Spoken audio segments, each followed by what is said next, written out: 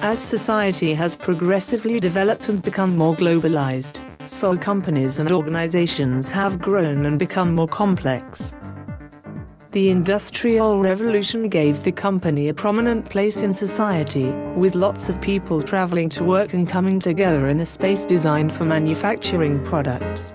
Bigger and bigger workplaces, where men, women and machines work together with one clear objective: productivity. The number of satisfactory units manufactured in the shortest possible time. Command chains were set up to transmit orders, machines dictated the pattern and rhythm of work, and those people at lower levels of the hierarchy were referred to as the labor force, as neither training nor qualifications were required for the job. They simply had to adapt to the manufacturing needs of the moment, and human relations were limited to the control and supervision of their labor tasks.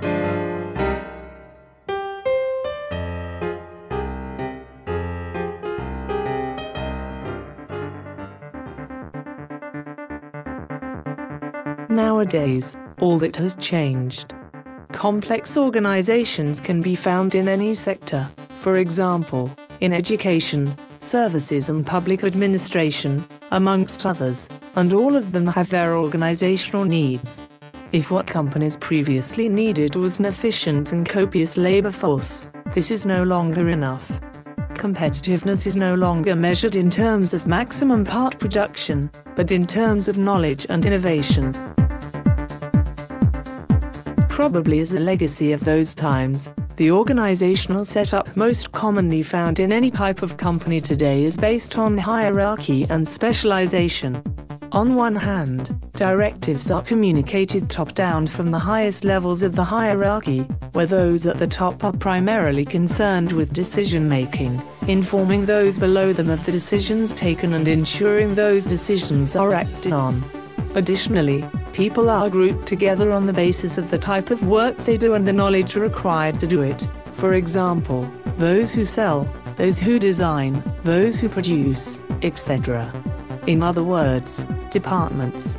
This form of organization, still very common and referred to as functional, may seem to have certain advantages.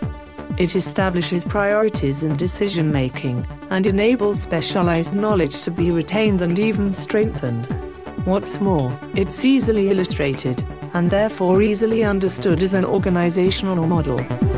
However, modern-day management models address a series of concepts to be taken into consideration.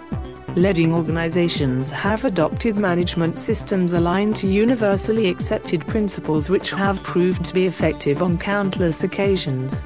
Although there are minor differences between the official principles followed in Japan, the United States and Europe, they are very similar to each other and embrace common ideas.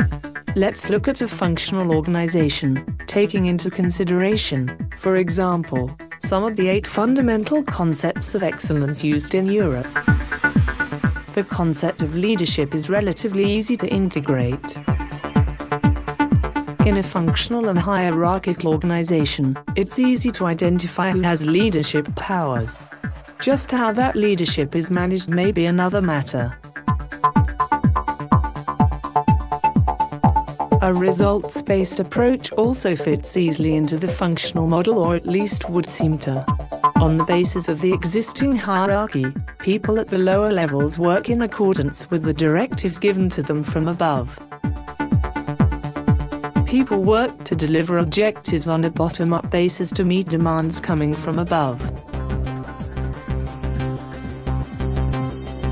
But here is where problems may start to arise.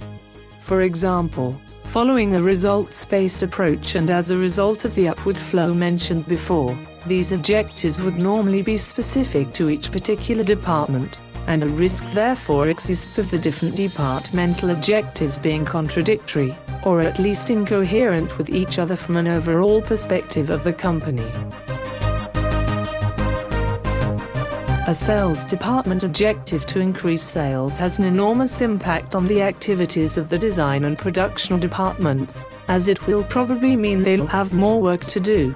Likewise, an objective to increase production would be intrinsically linked to objectives in the dispatch department.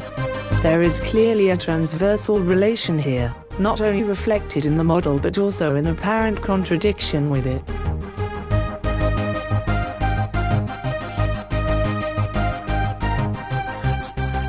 One of the most important of the 8 fundamental concepts is creating value for customers. No organization will deny that the customer is the fundamental variable of its existence, of its mission. What company can survive without customers? However, where does the customer appear in our functional organizational model?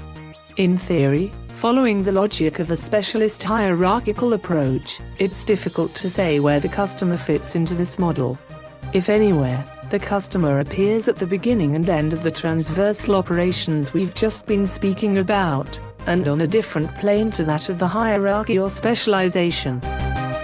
Let's take this one step further. Nowadays, any organization looking to compete must continuously learn, innovate and improve. And the only way to do this is through people. Capable, committed people, empowered to take decisions in relation to their activities. Innovation and improvement do not exist without ideas, and ideas do not exist without empowered and motivated people.